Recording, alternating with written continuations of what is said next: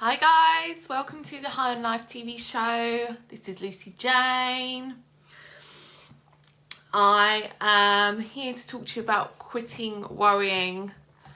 Quit worrying about worrying and get out of this vicious cycle. Am I in the right place? Yes, I am. So this is a really funny old habit to be in.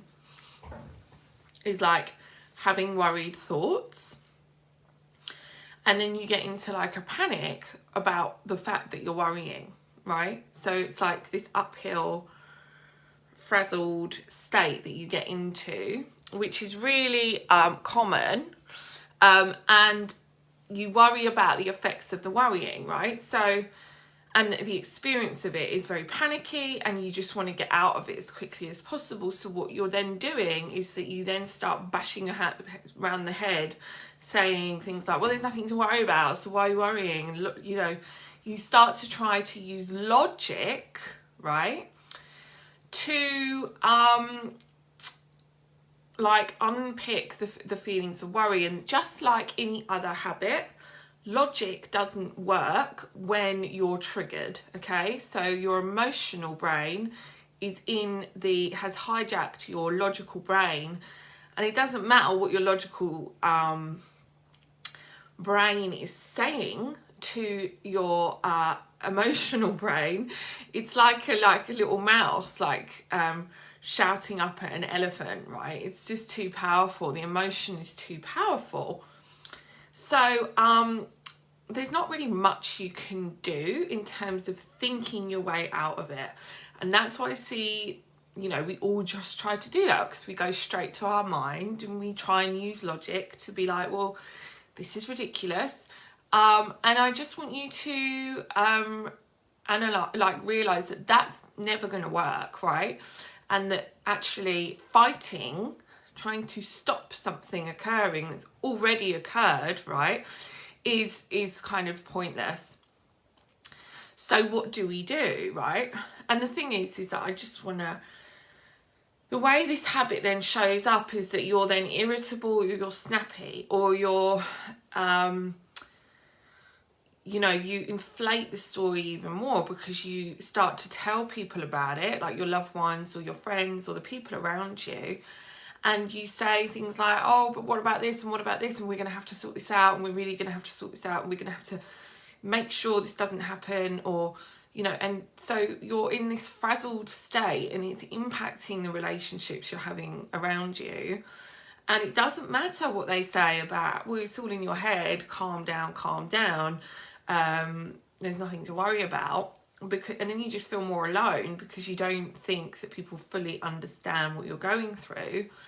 And the other thing is it then starts to limit you because you're taking action from the place of worry. So you're preempting all these bad situations happening in the future, and then you're acting as if they're definitely going to happen, and then you start putting things in place so that you can avoid these circumstances happening. So if you think about all the energy that takes up on top of the things you have to do every day, then it is a cycle that you don't want to have to keep putting up with, right? It's like, how draining. How are you supposed to be creative? How are you supposed to be friendly, happy, playful, take like calculated risks? How are you supposed to enjoy life if you're always worrying that something's going to go wrong, right?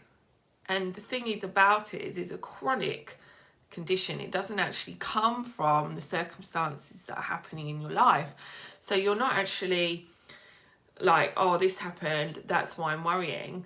It's everything you're looking at through the eyes of worry actually taints everything. So everything seems like it's worth worrying about, but actually it's the mindset that's impacting the circumstances. It's not that the circumstances themselves are impacting your worry. And it's the same with any mindset, any pattern of behaviour. It's like it will taint, it will colour, it will filter your surroundings. Hi Lindsay, nice to see you, love. And yeah, so let's unpick it a little bit. So there's things that I want to tell you about. There's layers to this, right? This is not something that it's just like, oh, it's just do this and that's it, okay? There's like layers and layers and layers of situations going on. But the main one that we need to focus on is really seeing what you think the purpose of the worry is doing, which is basically on some level, whether you think it or not now, or logically, you can see logically that's not the case. On an embodied level, so your emotional center, the part of the body that has this habit loop, yeah, where something happens, you worry, something happens, you worry, someone says something, you worry. Could be you said something in a way that, I don't know, you think may have offended someone. So we all have our different things. It could be money, right? It could be how you're being perceived online. It could be worrying what people think about you. It could be worrying about a specific thing with your child's school. It could be worrying about the people in your environment, like your family and stuff like that. It could be worrying about an illness. It doesn't actually matter what it is. We, on some level, have equated worrying with creating a good result in some way. So there's at some point, there's been an association made. It could be when you were a kid. It doesn't actually matter where. We're not going to try and pick out when you made this association. It's probably been made loads of times on many different situations. That the worrying itself is what helped you to avoid pain, or it moved you towards something better. Okay? So because that association gets made, every time you think something might go wrong, what you then do is you go up and worry, because the habit part of the brain cannot differentiate the difference between something like, I don't know, not receiving a phone call from someone and survival, right? Like survival. So it can't differentiate, just knows, right, this is a trigger, I'm going to just behave like this because that sorted me out at some point in the future, in the past, or you perceived it to sort you out in the past. So it could have been something like, in the past, someone got ill, right? Or let me just bring it to something that happened to me recently.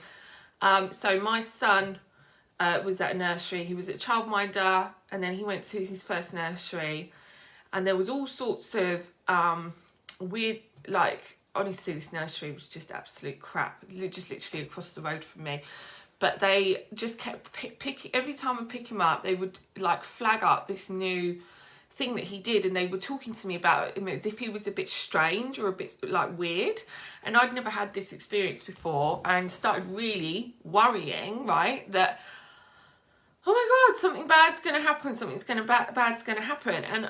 And then what happened eventually is I moved the schools, and now he's in a much better school, even though this is meant to be an outstanding school, and no one flags him up, no one's saying anything to me. So thank God I did that. Now if I was being like, if I didn't know what I already know, I could easily associate, oh, well, it's because I worried and worried and worried about it. That's why I moved him schools. And if I hadn't worried, then I wouldn't have moved him schools. Okay? That's how an association gets made. But it wasn't that. It was never that. And this is the point, right? Yourself, this is the first point you've got to understand, that actually worrying gets in the way of the tasks that you're trying to accomplish. It actually gets in the way. But if you've made the association at some point that worrying is a correct response to a situation, maybe you had parents who worried. My father worried a lot about me and my schooling. So he used to, like, you know, come down on me with anger because he was so afraid that I would fuck up my life, right? So that's how his worry was passed on to me, that worrying is a correct response. It's an appropriate response. Now, it is actually a very normal response, but it's actually got no purpose. And this is the first thing, if you're really trying to shift this, the whole of you, don't just mean you can see it intellectually, like it's just an idea. Like, this is why I work with people, because it's something that you have to really see and explore for yourself. That the purpose of the worry, it has no purpose. Like, there is no benefit to worrying. There's none. It's just got no purpose at all. Making correct decisions is different, right? Making the right decision based on your intuition does not require worry in order to do that. Okay, so the first thing you have to see, this is the first step in it, like, it has to go in, it has to be embodied, it has to be seen from a new level, it has to be a new thought that's created from within you. It's not something I can pass on to you. So there's lots of things that I work with people one-to-one around, is to actually start to unpick their stories. Like, it can't just be coming from me, it has to be seen from you on a inner level, that, oh, I see, I made that association that worrying was helping me in that situation, and actually it wasn't the worry that helped me, it was something else. It was the fact that I made this specific decision, right? So that's the first step, that the worry has 100% of the time no purpose. Okay, that the thing that's going to help you through any situation you're trying to avoid is already there, and it's working for you, whether you're constantly thinking and obsessing about it or you're not, right? We have this idea that we're going to be more in control, more on guard, more capable if we overthink the situation, that we're going to somehow be able to avoid the pain in the future by overthinking in the present moment. Okay, and that's the first illusion that needs to be wiped out, right? The second thing that we need to understand is that what we tend to do is we start to worry and then we fight it. Okay, we fight the worry, and that doesn't help, again, because it's like I said at the beginning, it's like a little mouse bleating up at a massive, great big elephant and trying to move it, right? And that's what you're trying to do when you're fighting the worry. But what happens is it gets worse and worse and worse, because you're using thinking to get yourself out of a thinking situation. When, if you've realised the first step, which is that this worrying has no purpose, then you don't need to actually fight it. You do not need to change the thoughts. You do not need to eliminate it, right? What you need to ultimately get to seeing, which you will have seen in other areas of your life, is that, okay, there's that thought again, I'm worrying. But what you start to be able to do is become the observer of the worrying. The way you would watch a film, right? Like the way you would look at a film. If you're there, please do say hello, because I can't see who you are. The way you would watch a film and know that you're not the character going through the film, even though you might feel it, right? Even though you might feel the feelings of the emotions and get swept away with the film, you're not, you know, the whole time you're not the character in the film. It's the same thing with the worry, okay? You do not need to push the worry out, because it won't go anywhere, yeah? That's you just reacting to it. Hi Zosha, lovely to hear from you. So the worry itself is just like, you can become like the observer, okay?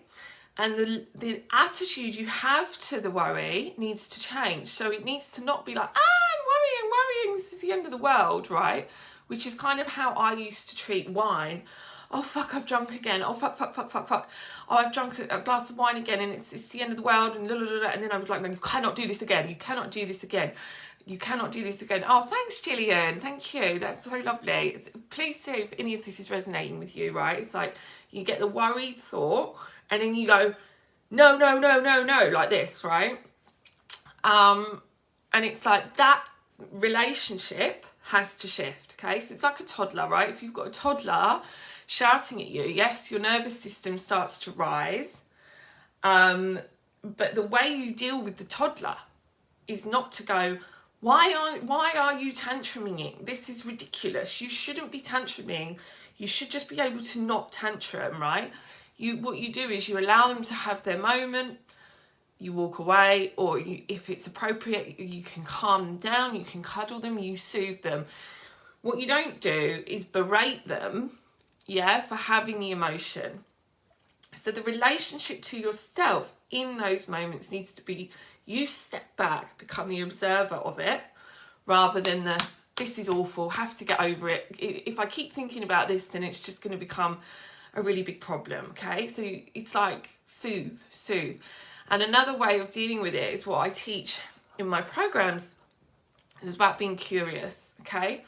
Because on the next part of this is that when you become curious about what's actually happening, I'll read the comment in a minute.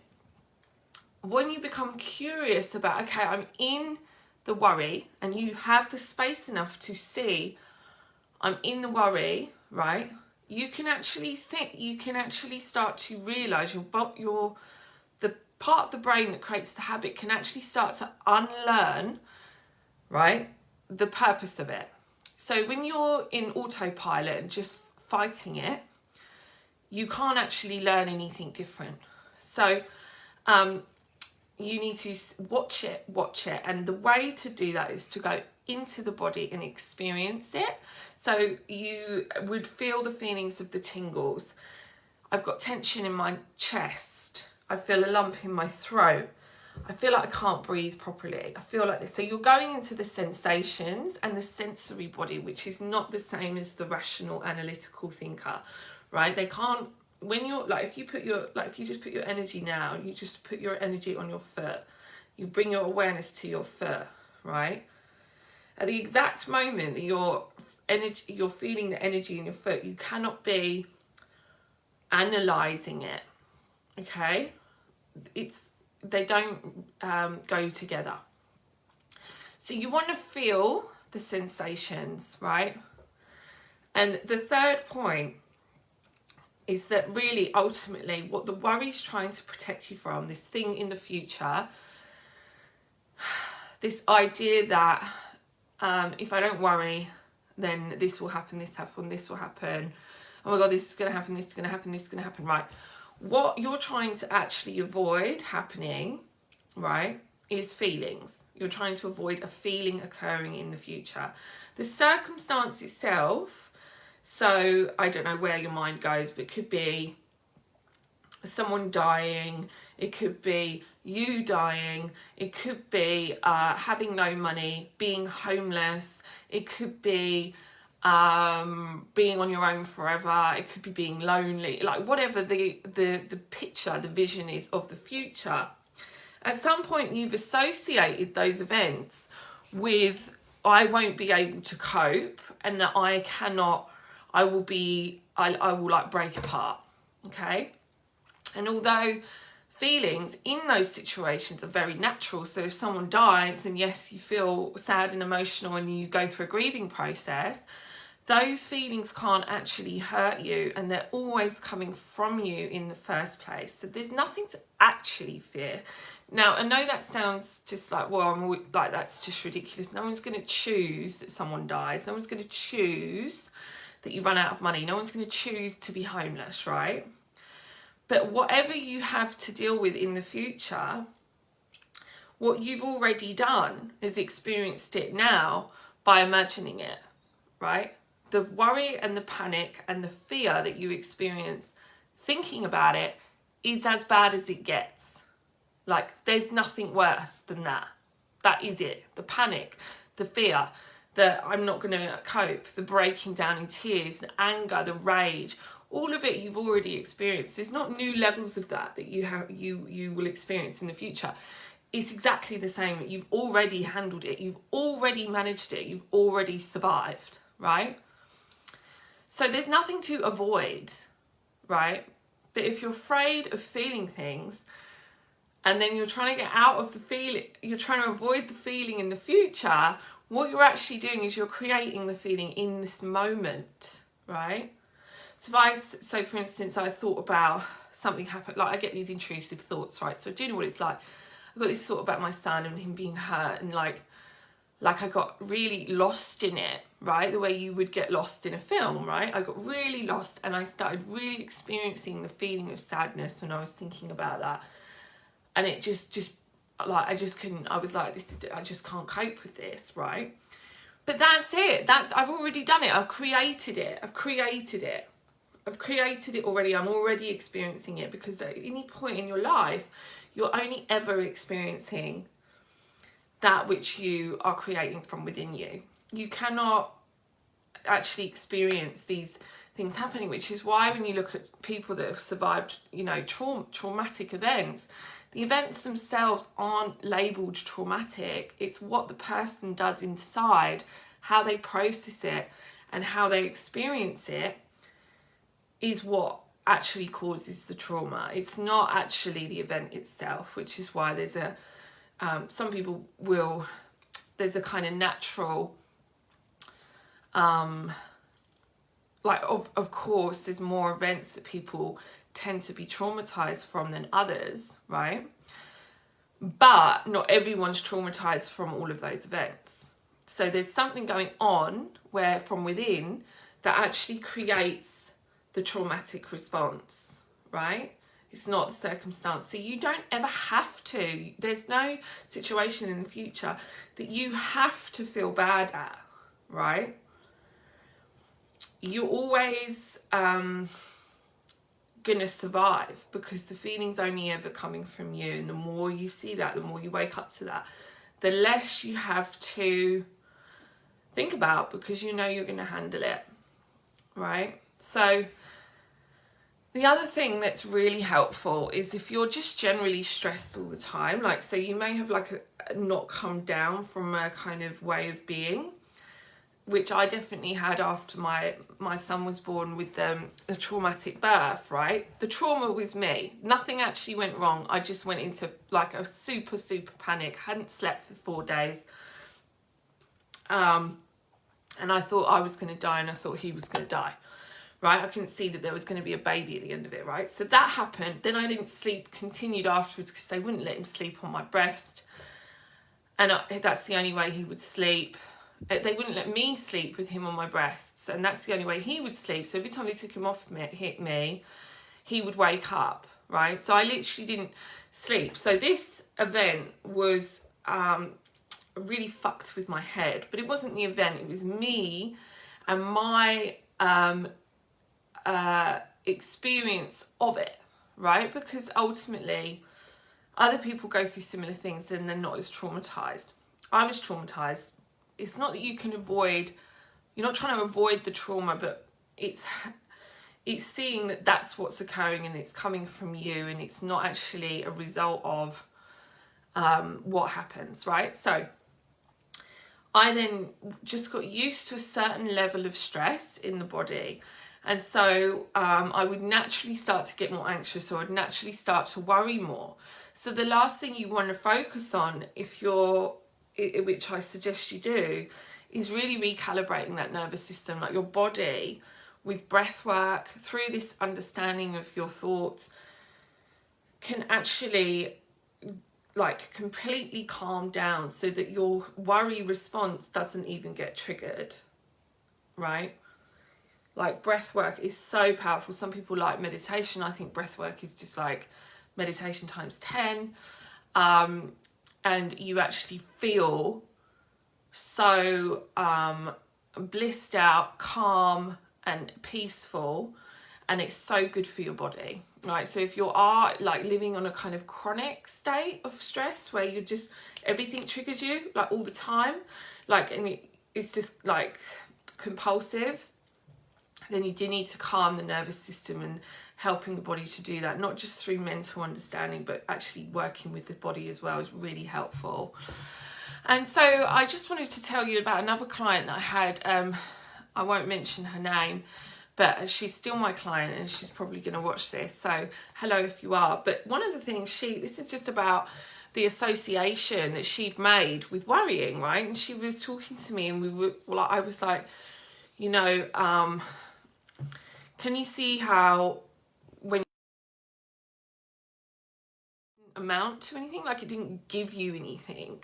Because this is what we focus on. We focus on, is it really even what's it giving you? What do you get from it? And being so so aware of it, to see, actually be able to track and let your body relearn, oh, it doesn't do anything for me, and it becomes it just naturally starts to fall away, because it sees, because it's using mindfulness and consciousness to actually see that there's nothing good coming from it. And she said, oh, but I've always been taught to problem solve. And I said, yeah, but problem solve is not the same as worrying. And what she'd done is she'd lumped problem solving in with the same experience as worrying, right? Which was this like fretting and got to figure this out and really just not okay. And I said, problem solving can happen without you worrying about the outcome in the future.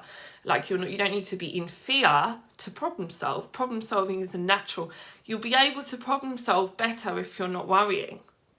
So this is the point. It's like where we make these associations, and wherever they come up, like that part of the brain that makes the association hasn't got any rationale. Like it doesn't, it's just like a machine that's going round and round and round, and it just like trigger behaviour result, and it learns whatever you're telling it. This made me feel like this, so in the future continue to do that, right? The association that gets made in the conscious mind. So that's just an example. And now she sees that there's no purpose. She's able to manage it. She doesn't get lost in it anymore. She doesn't hold on to those thoughts, because she realizes that in any situation there's no purpose to having that. There's no reason for it. But if on part of you still like, no, I need to make sure nothing bad's going to happen, then you're going to continue the habit. So yeah, so I hope you've enjoyed this. Let me just read the comment that Zosha wrote. Let me see. What did she say? Thanks, Gillian. Yeah, I've got 2 months left now. I find I swing between worry, like you describe, and total disconnection where I just don't care. Yeah, so that's like another kind of shutdown, isn't it? That's an experience of shutdown. So these bodily responses where you go, like for me, that disconnection, I relate that to depression, which is kind of the far end of the other scale of anxiety. But it's really that you like that. Those responses will always occur in order to protect you if the underlying understanding of what there is to be afraid of doesn't get uprooted, right? So once you have an insight around where your experience is coming from, and you can calm your nervous system enough, and you can see that you were never actually at the what's the word, not the expense, you were never actually at the, I can't think of the word, you know what I mean, that the outside wasn't actually ever harming you. It was always an internal projection that was harming you. There's nothing to shut down from. There's nothing to worry from. But it's not logical. We can't just like think it and then, all right, that'll just won't, I get it, so that's going to change my life. It's a process. It's an ongoing process. So if you are interested in shifting this, and it can be any kind of habit on any level, what it actually does for you to shift a habit like this is it opens up a whole new way of being. Like you will feel so different, so light, so energized from within, and you'll be able to feel your feelings without pushing them away. You won't have a fear of feeling anymore, right? That at some point you've related, like definitely a lot of my clients with anxiety relate having strong feelings with being unsafe. So they don't allow themselves to feel it, and then it builds up and they're just trying to compress it, and this is what this anxiety is creating, rather than allowing the sensations to be there.